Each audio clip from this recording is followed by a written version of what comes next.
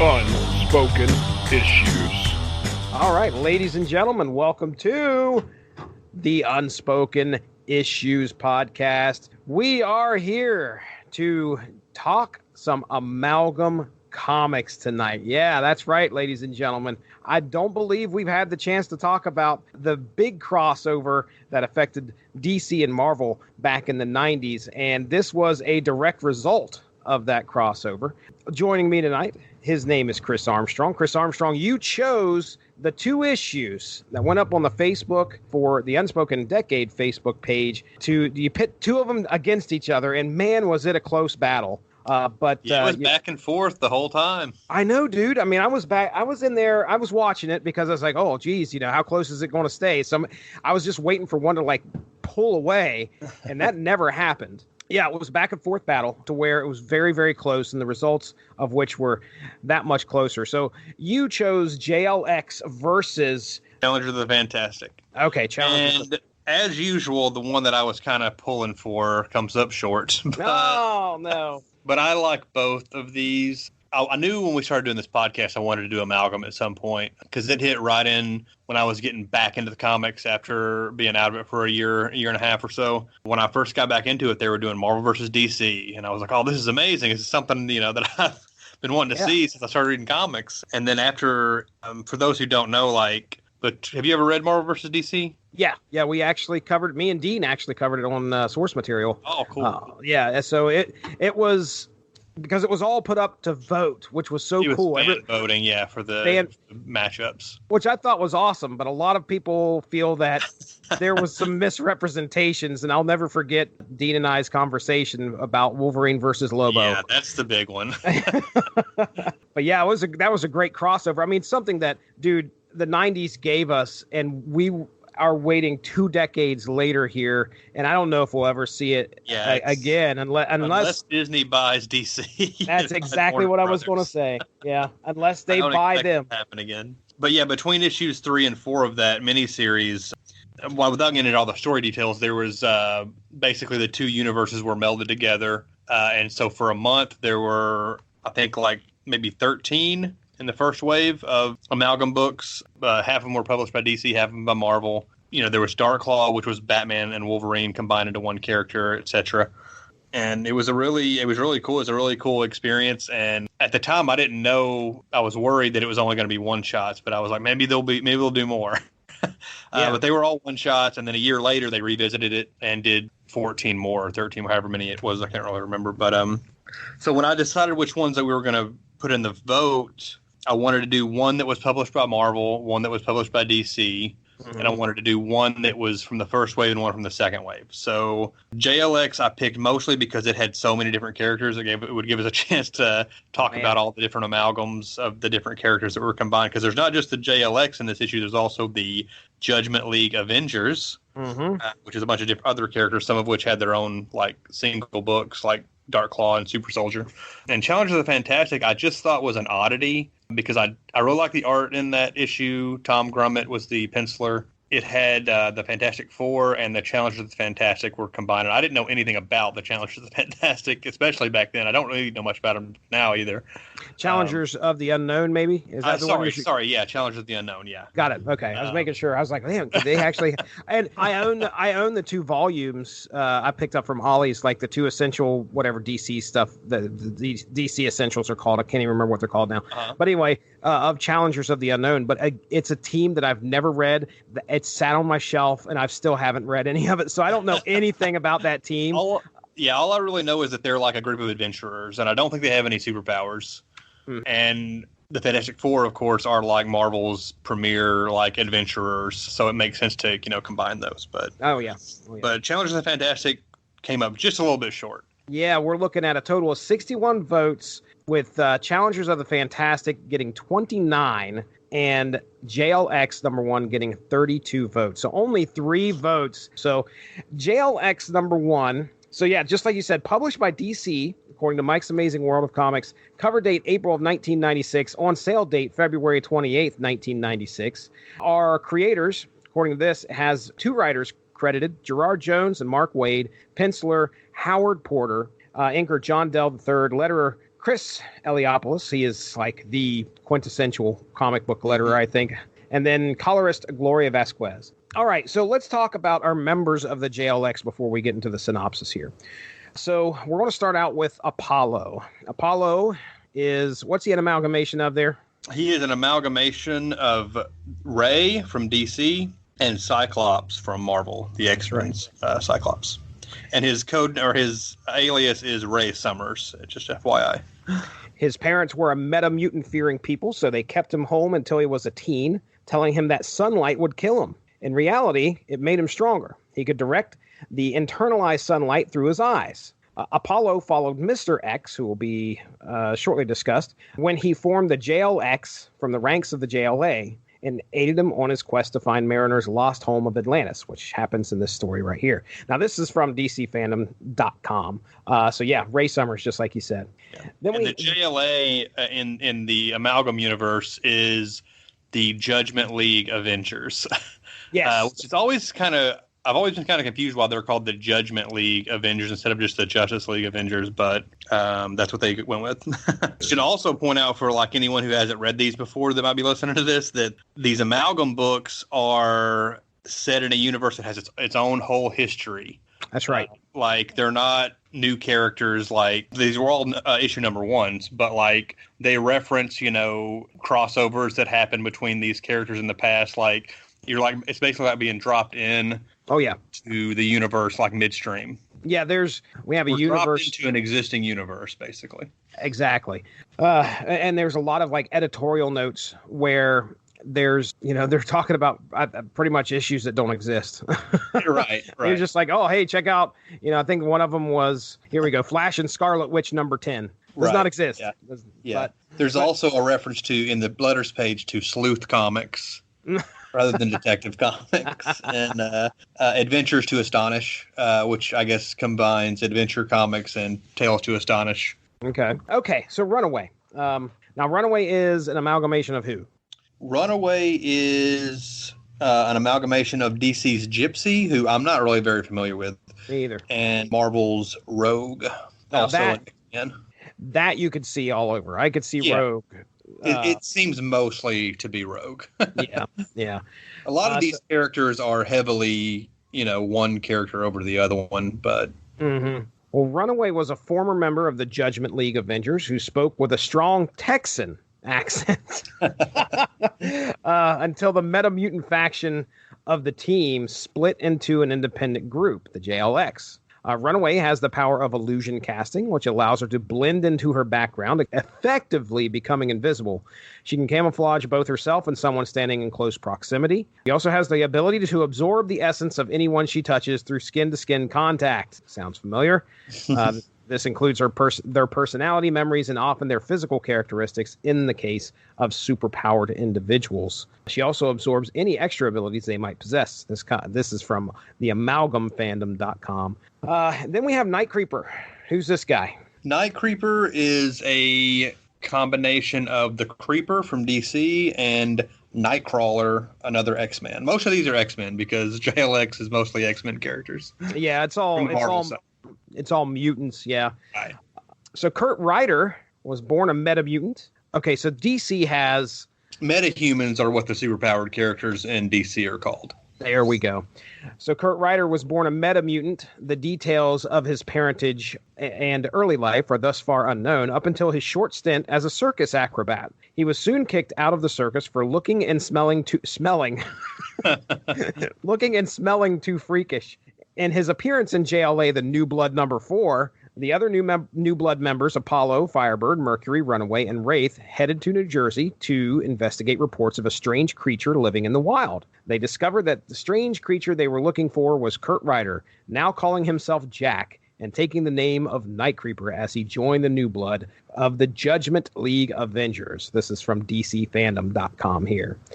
All right, so up next, we have Firebird. What do we got here? Firebird, real name Beatrice Gray, is DC's Fire, who was a pretty popular JLA member in the late 80s, early 90s in the lighthearted JLA run. I can't remember. Keith Giffen, I think, and I'm blanking on the artist's name. But Fire and Marvel's Jean Grey, Phoenix. Okay. All right, so Firebird is a metamutant, believe it or not, who has psionic, I know that's Chris's favorite word, psionic fire powers.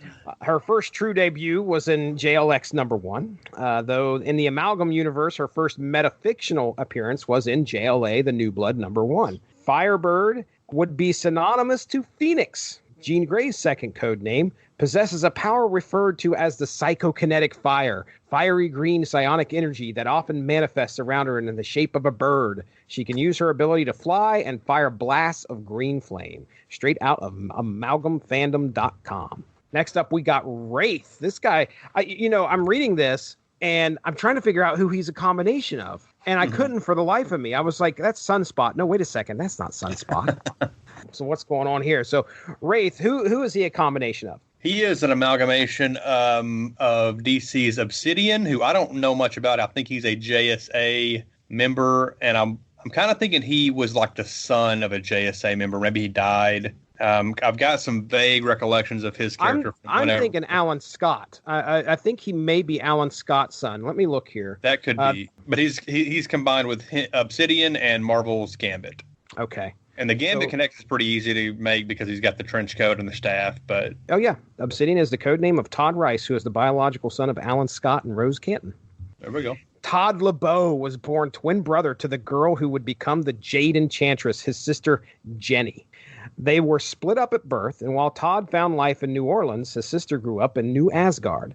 In a New Orleans bar, Todd acquired some magic playing cards, which activated his metamutant abilities. With his newfound powers, Todd took the name of Wraith and joined the Shadow Guild. In the miniseries JLA The New Blood, Wraith was among the... I want to read that. Yeah, me too. In the miniseries JLA The New Blood, Wraith was among the first members to be recruited to the New Blood group of the Judgment League Avengers, along with Apollo and Firebird. They were actually assembled by Mr. X in secret, though the New Blood members did not become aware of this until later on. Wraith began a romantic relationship with fellow New Blood teammate, I wonder who this could be, Runaway, though he feared that her power absorption abilities, she was slowly absorbing more and more of his dark side, which Wraith believed would slowly but surely corrupt her. So according to DCFandom.com, his powers and abilities are darkness manipulation, phasing. His weakness is vulnerability to light. Next up is Mercury. Who do we got here? What's our combination of DC and Marvel for Mercury? Mercury is an amalgamation of DC's Impulse, Bart Allen Impulse, and Marvel's Quicksilver. Okay. Even though this is his first appearance, apparently in JLX #1, his metafictional debut in the Amalgam universe was in JLA The New Blood #2. Pietro Allen was born in a far-off alternate future where he was plagued by metamutant hunting sentinels. As a teenager, he found a way to time travel and made his way to the past when the Judgment League Avengers were recruiting new members called the New Blood. With the assistance of Apollo, Firebird, and Runaway, the group took down Sentinels that were pursuing Pietro. He became Mercury and joined the JLA. All right, so there we go. Now, this is a good example of one that is the only thing Quicksilver about him is the hair. Basically. He's basically Impulse, but he's got a white suit and he's got white hair. I totally saw Impulse when I was like, that's definitely Impulse. Our character that happens to be the crux of this story, Mr. X, Mr. X, I don't even know if do you have him in front of you? What his amalgamation and what is Mr. X's amalgamation? Yeah, he is an amalgamation of DC's Martian Manhunter and Professor X of Marvel's X-Men. Mr. X is a psychic who appears as a member of the JLX. His powers are Skrullian physiology, which include metamorphosis, superhuman strength, superhuman speed, and telepathy. All right, now, the other big, I guess I would say, player, the next big player in this story is Mariner. So, Mariner, tell me about Mariner. Aquamariner is what I have listed here. Is it? Mariner in the book? I think he's referred to as both, maybe just Mariner. I don't know. They may just be calling him that as a nickname too. Let me see if it's... he's an amalgamation of DC's Aquaman and Marvel's Submariner. Pretty easy, comp there. Kind of, that's what you would expect. You could figure that one out pretty easily on your own. I went over to comicvine.gamespot.com and was able to find Aquamariner is the former king of Atlantis and first among Metamutants. That sounds very much in line with Marvel there. He fought to protect Atlantis from the surface, but he was banished from Atlantis and captured for a crime he did not commit.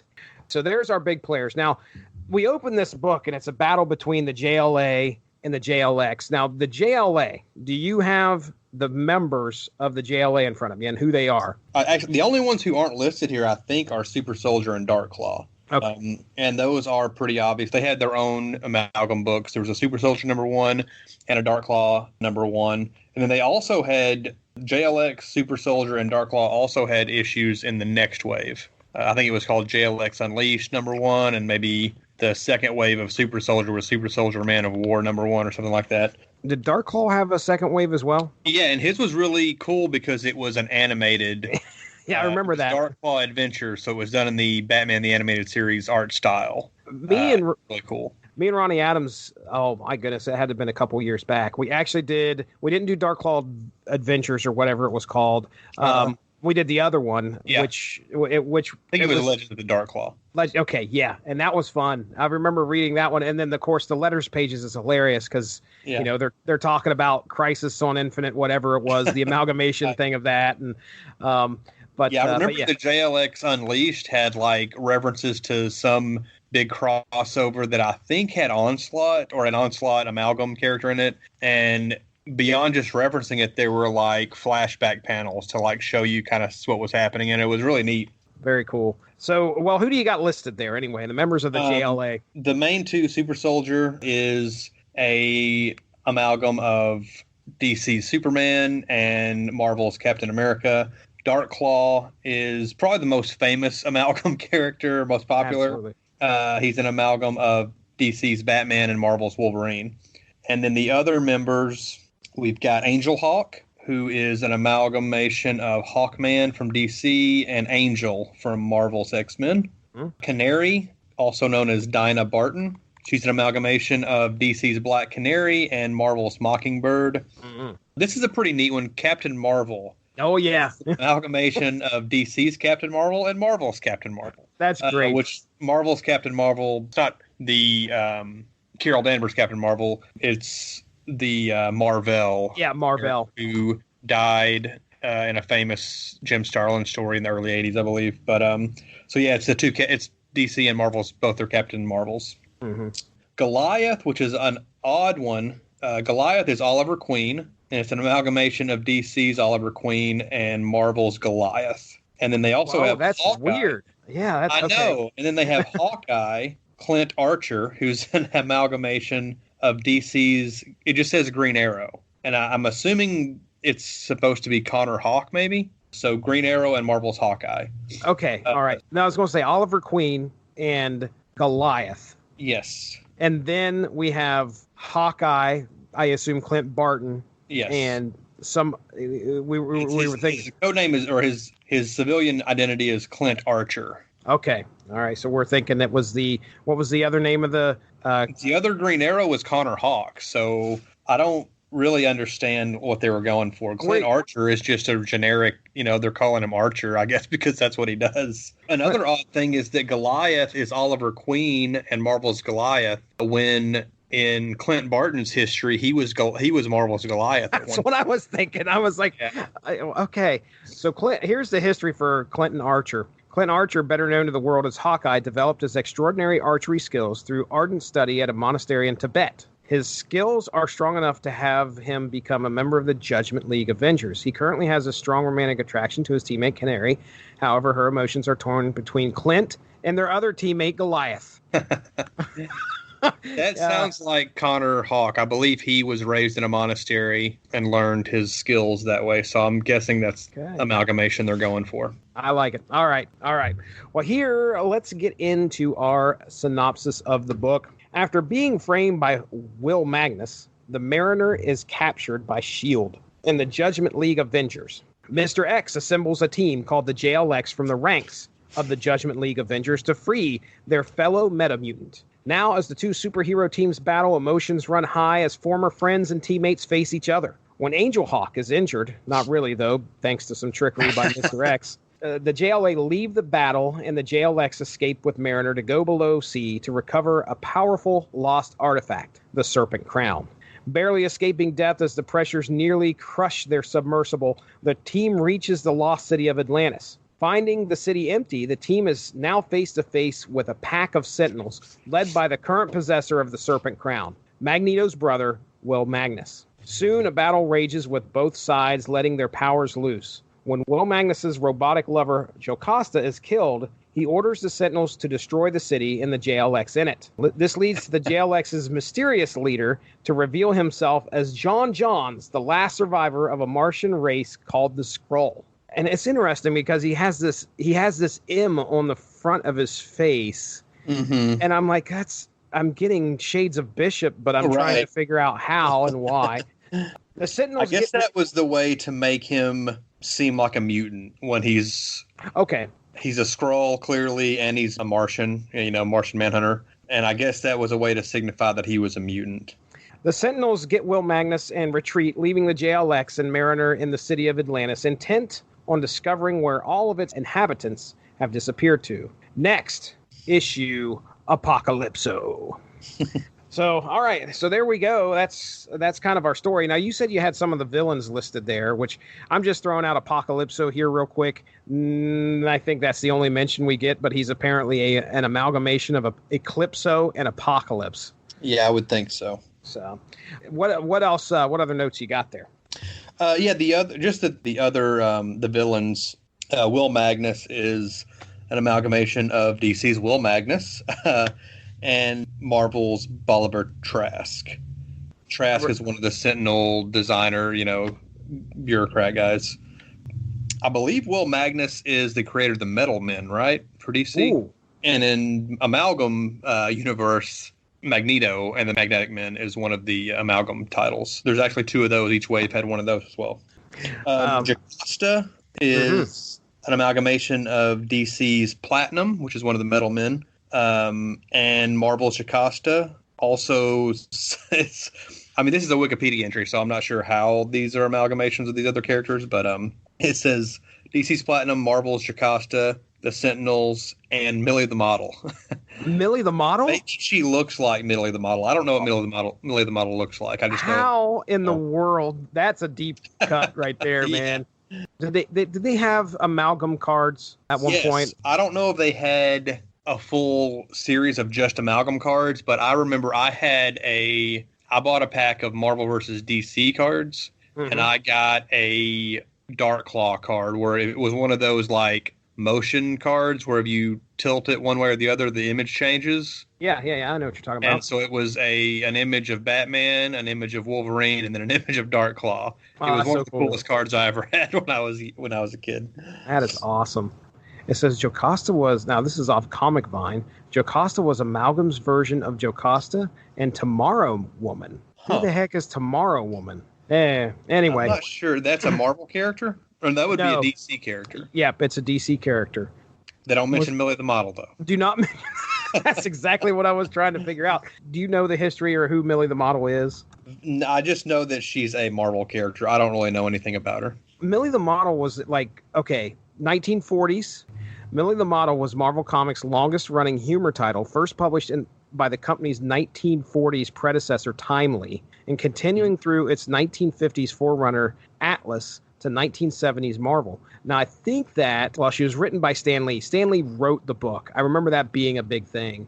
I thought it was it went from romance it went from humor to romance and all that, right, kitschy 60s, 70s stuff. She has appeared in Marvel Comics, like modern Marvel Comics, too. That's right. I think she showed up, or she was talked about. Yeah, Millie starred alongside Patsy Walker and Mary Jane Watson in a 23-page story, Unenchanted Evening. This was in King Size Spider-Man Summer Special, October 2008. So, yeah, she's been around still to this day. So, anyway, interesting. The rabbit holes you go down. Okay. Yeah, I'm looking at Jocasta in this issue, and it's like there's nothing visually that would clue me into that. But no way. No, I would have never picked that up at all. At all. All right. What other notes? Any other notes there on the story itself? Not necessarily on the story itself, just that like it's a 22 page story and they really pack a lot in. Oh yeah, dude. It opens with this big battle between the JLA of Amalgam and the JLX, and some pretty dynamic. Like Howard Porter, I think this was either right before or right after he got on the JLA book with Grant Morrison, which was a big deal at the time. And he's got kind of an odd art style, but I think it's really appealing. I like his art quite a bit. And they use a lot of computer coloring and effects that are a little dated now, but I think it gives it a cool look. There's a real interesting like digital effect when Runaway puts her hand on Goliath's face. Sorry, you saw a lot of that stuff in the late 90s comics. Yeah, this is all, nascent stuff. This is stuff that they're just wanting to play with. And I think a lot of it, probably a lot of the challenge was, all that was there. It's just that they didn't know how to use it and probably were scared because they wanted to make it look good. And they did a fine job here. There wasn't anything in here that really completely took me out. Just like you said, it's great that we open up in this battle between probably two of the biggest amalgam teams, I'm sure, that were in the universe. Good. Yeah. And then looking at the appearance of the Serpent Crown as Mr. X is kind of making it form in front of the Aquamariner's eyes. That's definitely some digital effects there. And it looks good. I mean, it actually adds to the aesthetic of what they're trying to do. It's kind of got to look kind of fuzzy and stuff in order for it to be a mental image. It's interesting the history that they've got to try and get across to you in one issue. Mm-hmm. Every character has some kind of it just feels like they're in the midst of dealing with not only this big battle, but they also have some personal stuff going on. They've all got their own soap opera going on in the background. Yes, they do. And it's like, oh man, I would love to know why in the world Mercury is saying I wasn't fast enough to help Flash. He could be dying. He could be dying thanks to Professor Kang. I'd rather be at the bottom of the ocean than face that failure. And I'm like, oh, geez, what is going on there with the Flash and Kang? Holy crap. And, of course, you have between Runaway and Wraith. Yeah, that's one of the really cool little subplots they have working here is that Wraith has this inner monologue going of he's so worried about Runaway because, much like Rogue, she can't touch anyone without absorbing their powers and their life force and whatnot, anyone except for Wraith. But he's, killing himself because he's noticed that since they've been in contact that she's taken a lot of his darkness and has changed her personality. And that's a pretty cool little subplot they've got going. What are your thoughts on Marvel's Cyclops? Are you one of the guys that's like, oh, Cyclops is just, he's a D-bag, or do you... what side of the fence? They've really turned him into a douchebag in modern X-Men books, it seems like. And I think it's mostly because they didn't know what else to do with him because he seemed to be unpopular with fans to a large extent. I've never had a problem with Cyclops. I mean, he's not like one of my favorite characters or anything, but he gets the job done. But now in order to give him more personality, it seems like Marvel in the last 10 years or so has made a point of turning him into an a-hole and turning Professor X into kind of an a-hole as well. The main reason I bring that up is because of, Cyclops here. Your impression of Apollo. Well, the thing that really stands out is, he's not really the leader of this team like he is in... It seems like Aquamariner's kind of in charge, or Mr. X. Those are the two leaders. And the one thing that stands out is that when Mr. X is revealed to be a Skrull, he's Martian Man, or he's John Jones, and that he's an alien, Apollo is aghast and you're not even a human, and wants to just, I guess, ditch him immediately. Yeah. And Aquamariner has to be like, hey, you're treating him the same way you hate humanity for treating us. That's not cool, bro. Was there something about Apollo in particular you wanted to point out? He felt like typical Cyclops to me. That's what he. I mean, not saying I'm bland. Saying, 90s Cyclops, not nowadays Cyclops for sure. This is the guy that's part of the team, and he doesn't really have. I mean, he had the relationship going with Firebird, and really that's about the only time you see some, I guess, an excess of emotion out of him is when Firebird gets struck down, which the Sentinel says she's terminated. Yeah, that's what. Yeah, exactly. But that wasn't the case. No, at the end of the issue, there is, she's standing with the rest of the team as they look forward into Atlantis and figuring out what they're going to do next. Do we have anything else? Let's pick our favorite, I guess, our favorite panel, maybe, or favorite scene or favorite interaction here throughout the book. Do you have anything that stuck out to you, made you go, okay, this is pretty cool? I'll do favorite panel, which is it's actually a 2-page spread of the JLA and the JLX like in pitched battle over their ship. It's at the very beginning. The first opening page is a big splash page of the JLA on the attack, running towards kind of the camera, if you will. And then the second and third pages is like a big splash page of them like in battle. And that's probably the one that I would pick out as like the standout piece. Man, could you imagine being an artist at this time, working for one of the two companies? Yeah. And they come to you and they say, hey, we want you to do, an amalgamation of DC and Marvel's characters. Yeah. Design these characters. Put them, and now not only that, I want you to put them in a comic book fighting each other. And I mean, I would be on cloud nine. I think that this is this would have been such a unique opportunity. Like I said, this is something that's not going to be showing up anytime soon. This guy, created these characters, or at least put them on the page for us to see. And then, we have creators behind the scenes who put created each one of these characters, gave them histories and all that. But regardless, man, that 2-page spread is awesome. Fitting every character in there, making it all matter, which is great. Yeah. And a lot of like DC versus Marvel, the crossover, I see that get a lot of heat. People complain mostly about the fan voting aspect and stuff like that for the individual matchups. But even outside of that, like I remember Joe Quesada at a panel I went to at Wizard World, this is probably 15 years ago. He referenced Marvel versus DC and Amalgam, and he said it in like a joking way about how lame it was. And I just don't understand that mindset. This is comics. Mm-hmm. Like these are comic books. Like if you can't have fun with combining DC's Batman and Marvel's Wolverine into one character and doing a one-off comic about that with like really good writers and artists involved in all these books. Like if you're taking it too seriously that you can't enjoy something like that, then I think you're doing comics the wrong way. Yeah. And that's not like an attack on Joe Quesada, who I think was awesome as Marvel's editor-in-chief for, 10 years or so or whatever. I thought it was really silly that he would like mock something like that, because it came at a time when it was, the Marvel vs. DC thing was kind of a desperation move because both companies were in bad shape and comics in general was in bad shape and they needed to boost sales. But you got something that fans, had been dying to see for decades. Decades. So I don't know why that makes it a bad thing. Yeah. I imagine probably the most aggravating part of doing something like this is just trying to figure out, number one, the logistics of whatever it is. Number two, trying to write a story that would hopefully make everybody happy. You don't have, not only do you have the fans you got to try and make happy, you also have two large, they don't call them the big two for nothing.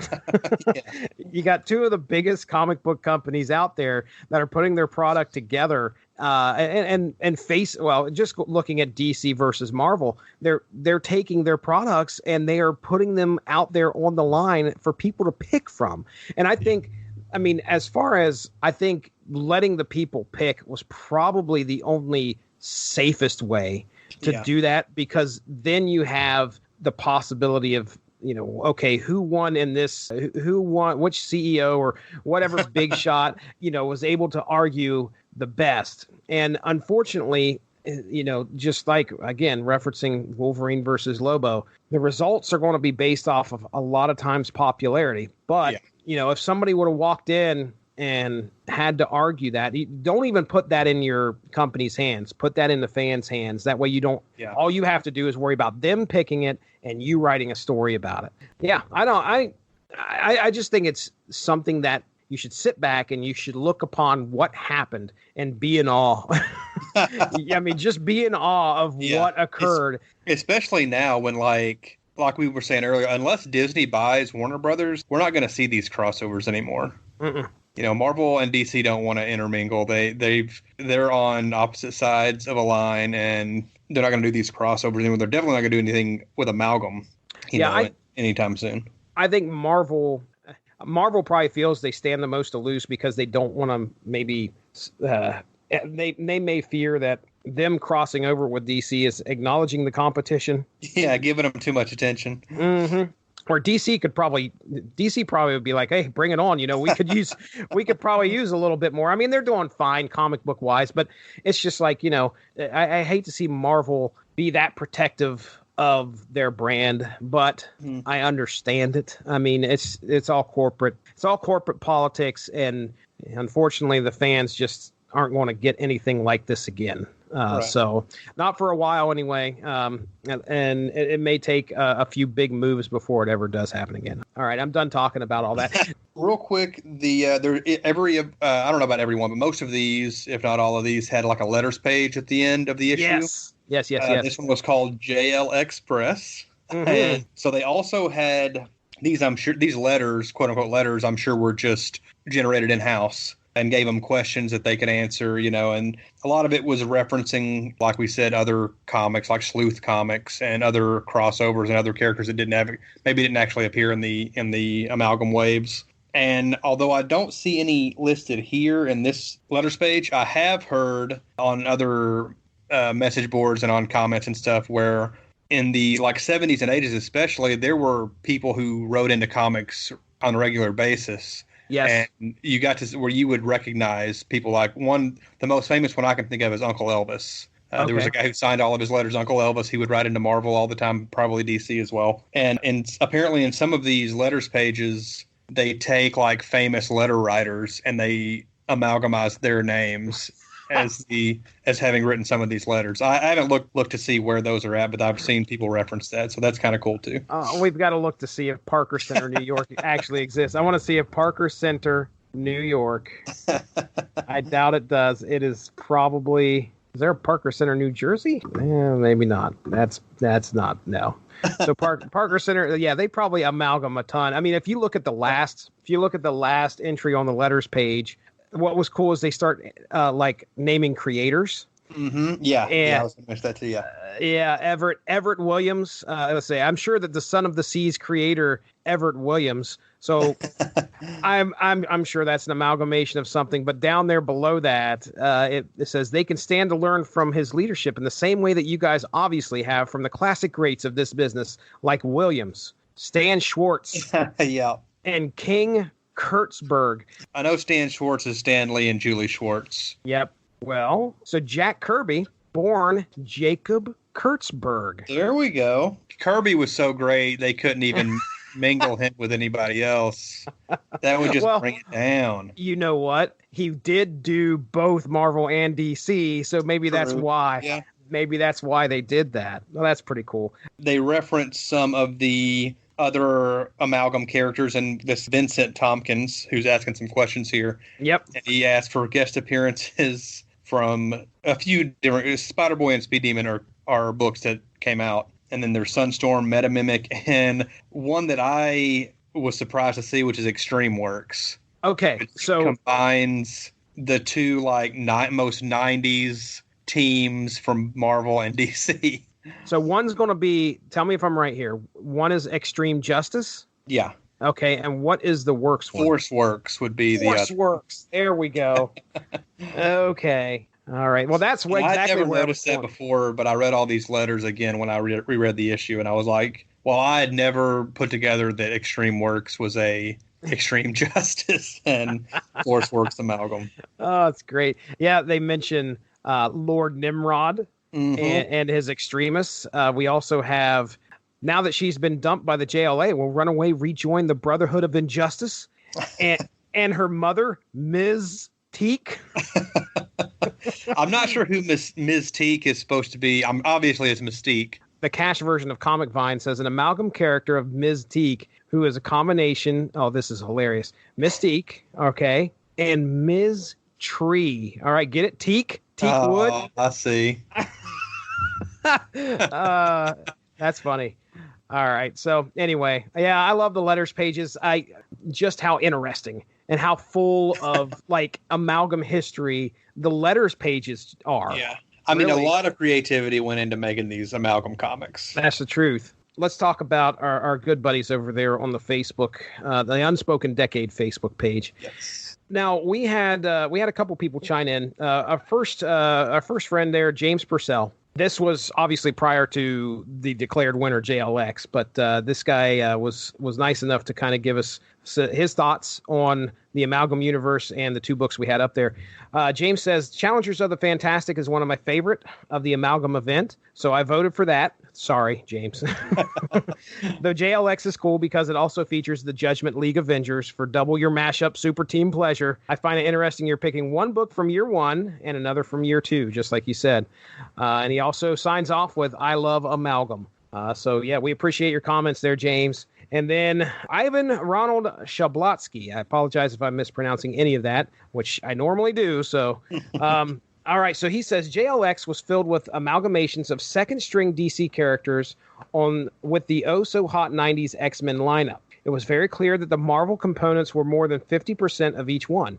Now, did you get that feeling? I'm just saying, we don't have to disagree or agree with this guy anyway, or whatever. But I mean, did you? Yeah. Did you feel like that? I can see where he's coming from. Yeah. Okay. All right. With the exception, as I said, of Mercury, which was all Impulse. It seemed like, but yeah, Apollo, that seemed way more like Cyclops than the Ray, who I know very little about anyway. Mm-hmm. Runaway was very much Rogue. Yeah, I would agree with him too. I think just because everyone aside from the appearance of Mariner, which looked like the Arthur Curry of the 90s. Mm-hmm. He was really, that was a nice mixture, I thought, of he was blonde, so he looked like, and he had the goatee, but he also had like the wings on his ankles, and he wore, I think didn't he have, I don't have it in front of me, didn't he have the ears as well? From Namor? Let me look here. I could tell you. I think thought it was right. a nice pastiche or whatever of the two characters. The front cover. I was going to say the front cover doesn't look like he has the ears there. No, he has I was thinking of the eyebrows. Oh yes, yeah, I see that. He does favor more Arthur Curry because of the blonde and the shirt or gold/orange/yellow shirt. That Aquaman tends to wear. Mm-hmm. The weapon, though. Well, now that was. That doesn't seem like anything either one of them has ever used. In the 90s, are we at Hook Hand Aquaman here? He probably had it by this point. Okay. All right. So maybe that's what maybe that's their analog for the Hook. I don't recall Namor ever using any weaponry, but again, I'm not the most schooled when it comes to Namor. And yeah, I mean, even the Creep or Night Creeper, that looks like Nightcrawler. He's got the three fingers. All right. So now, have they actually done a JLA versus JLX one-shot, capitalizing on some of the X-Men minis of the 80s, where they fought the Avengers and the FF? That might have given them a chance to tell a balanced story. Meanwhile, Challengers of the Fantastic picked up where Spider-Boy #1 left off, using ideas from Marvel and DC woven together almost seamlessly, with the notable exception of a callback for the portmanteau Dr. Doomsday. Am I saying that right? Portmanteau? I don't know. Portmanteau? There. Oh man, I'm too Appalachia. I think you're. I don't know that word. Sorry, I'm a redneck. All right then. We're rednecks, ladies and gentlemen. Portmanteau, Dr. Doomsday. This is one of my favorite Amalgam books, and I used to run 6 websites. That's right, 6 websites dedicated to Amalgam. So he knows a thing or two. I don't doubt that. So, ladies and gentlemen, do you have the link in front of you there? I do, and it's so wonderful. It's GeoCities throwback. Mm-hmm. Yeah, that's the first thing I thought. I was like, damn, last time I created a GeoCities account when I was in college 20 years, probably when Amalgam was getting released. Yeah, I'm pretty sure I had one as well around the late 90s, early 2000s. But the website is the easiest way to do it, obviously, is just to go to the the Unspoken Decade Facebook page and just check the comments under the poll we did for this episode, and there's a link to it there. Yeah. And if you click on it, it's just a wonderful time capsule of the internet circa 2002, which it says last updated September 20th, 2002. Oh, that's great. And he's got like a chronological history of the Amalgam universe. This isn't just a short thing either. It's I mean, I'm scrolling through, and it would probably take over an hour to read all this. You're looking at the end of page 3, by the way. There are yeah. there are a total of 3 pages to this, and the third page starts from 25 years ago to now, which I assume has got to be the longest one because the first one's prehistory to 1900. Oh my gosh, man, this is amazing. He put in the work. There is no doubt about it. If you guys get the chance to go see this thing and you want a good understanding of just what the Amalgam universe was, this will be just fine. I mean, it is information straight into your veins. A spectacular job, Ivan. I cannot thank you enough for, number one, commenting on our poll there, and number two, giving us a link to some great valued information, in my opinion. You know, when he lists what it's from, we're like the time period. He's then listing the issue that just like, probably a good journalist should do. You list your source, and he's doing that here. So there is it's a lot of wealth and verified information. So I did want to tell you that a good friend of mine, I shared it over on the old Source Material Comics podcast site, and I'll read to you what our good friend Cole Marentet. Now, Cole was actually doing some live tweets just recently where he's trying to collect all the Amalgam books. Mm-hmm. He was missing a couple of them.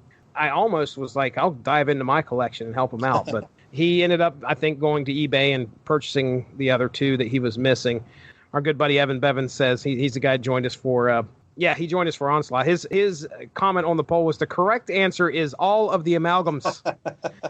All right. So whenever I'm ready to do that Amalgam podcast, he's who I need to get in touch. I guarantee you, Evan Bevins will at least be down for 1 episode or 2. I do remember Cole Marentet. I can't find the specific quote or the specific Facebook post, but I remember him saying, and I wish I would have asked him to explain. He said that Challengers of the Fantastic represented everything that was wrong with Amalgam. Now that's a pretty big statement. Yeah. Now I don't know what exactly he meant. I don't know if it's just because, it was something that he disagreed with, but we just read a couple comments that seemed to actually think that was one of the one of the better titles of that segment. Yeah.